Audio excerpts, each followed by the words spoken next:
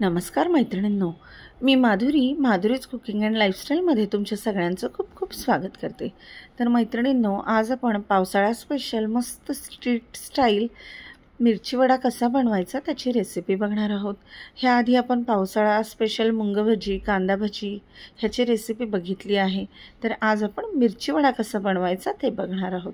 अगदी घरामध्ये आहे त्या साहित्यामध्ये झटपट होणारा मिरची वडा सगळ्यांनाच खूप आवडतो। तर सर्वात आधी मी साधारणपणे 1.5 वाटी बेसन पीठ घेतलेला आहे, म्हणजे डाळीचं पीठ। आता याच्यामध्ये थोडंसं लाल मिरची पावडर घातलेला आहे, त्याच्यानंतर थोडीशी हळद घातलेली आहे, चवीपुरतं मीठ घालायचं आहे आणि बाकी कुठलंही साहित्य आपण घालणार नाही। थोडासा हिंग घालायचा आहे, बेसन असल्यामुळे शक्यतोवर हिंग घालायचा। ओवा थोडासा हातावर क्रश करून घातलेला आहे। आता हे सगळं साहित्य व्यवस्थित मिक्स करायचं आणि जसं लागेल तसं पाणी घालून याचं एक बॅटर करून घ्यायचं आहे। तर पाणी एकदम घालायचं नाही आहे, पाणी थोडं थोडं करून आपण याच्यामध्ये घालून घेणार आहोत। ह्या पद्धतीने हे बॅटर आपण बनवून घेणार आहोत। ह्यासाठी मी घरच्या डाळीच्या पिठाचा वापर केलेला आहे, तुम्ही विकतचं रेडीमेड बेसन देखील वापरू शकता। तर आता बॅटर तर तयार झालेला आहे।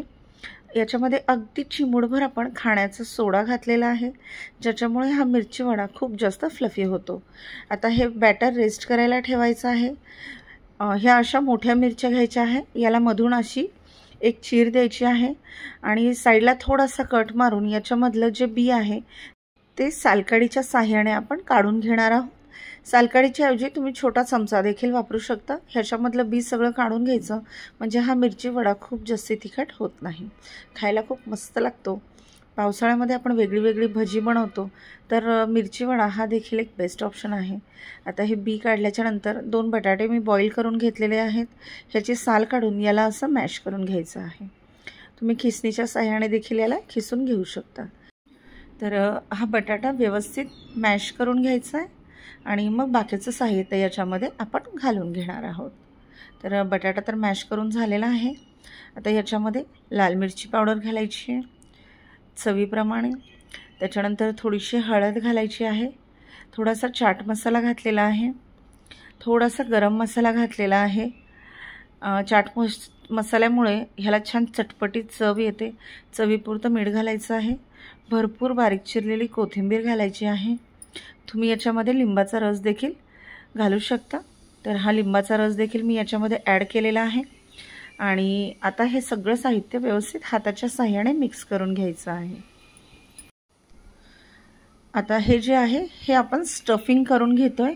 ह्याच्यामध्ये तुम्हाला जर आवडत असेल तर तुम्ही कांदा देखील ॲड करू शकता। कांदा बारीक चिरून याच्यामध्ये घालायचा, कच्चा घातला तरी देखील चालेल, पण मी कांदा याच्यामध्ये ॲड केलेला नाही। आता ही जी कट केलेली मिरची आहे त्याच्यामध्ये हे स्टफिंग व्यवस्थित स्टफ करून घ्यायचं आहे। ह्या पद्धतीने तुम्ही बघू शकता, हे स्टफिंग अगदी दाबून याच्यामध्ये भरायचं आहे, म्हणजे हा मिरची वडा खायला खूप मस्त लागतो। तर ह्या पद्धतीने मी स्टफिंग भरून घेतलेलं आहे। ह्याच पद्धतीने सगळ्या मिरच्यामध्ये आपण हे जे सारण आहे ते स्टफ करून घेणार आहोत। तर मी तुम्हाला अजून एक मिरचीमध्ये स्टफ करून दाखवते।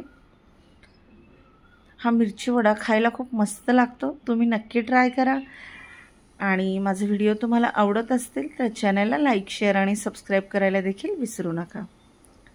तर तुम्ही बघू शकता आपण स्टफिंग कसं केलेलं आहे ते, आणि सगळ्या मिरच्यामध्ये स्टफिंग केल्याच्या नंतर जे डाळीच्या पिठाचं बॅटर आपण केलं होतं त्याच्यामध्ये ही मिरची अशी ह्या पद्धतीने बुडवून घ्यायची आहे। दुसरीकडे मी कढईमध्ये तेल गरम करण्यासाठी ठेवलेलं आहे। तेल छान गरम झालं की ह्या मिरच्या तेलामध्ये छान सोडून अगदी सोनेरी रंगावर येईपर्यंत मस्त तळून घ्यायच्या आहेत। तर अजून एक मिरची मी तुम्हाला तेलात सोडून दाखवते, आणि तळताना ही मिरची मध्यम आचेवरच तळायची, त्यामुळे काय होतं मिरची व्यवस्थित खरपूस तळल्या जाते। मोठी जर गॅसची फ्लेम ठेवली तर मिरची वरून तळल्या जाते आणि आतून पूर्ण कच्ची राहते। तर ह्या पद्धतीने आता ह्या मिरच्या आपण तेलात सोडून घेतलेल्या आहे। आता व्यवस्थित याला सोनेरी रंगावर येईपर्यंत मस्त तळून घ्यायचं आहे। हे बघा, तुम्ही बघू शकता याची एक साइड तळून झाली आहे आणि अगदी चिमूटभर सोडा घातलाय आपण। सोडा घातल्यामुळे हा मिरची वडा खूप जास्त फ्लफी झालेला आहे।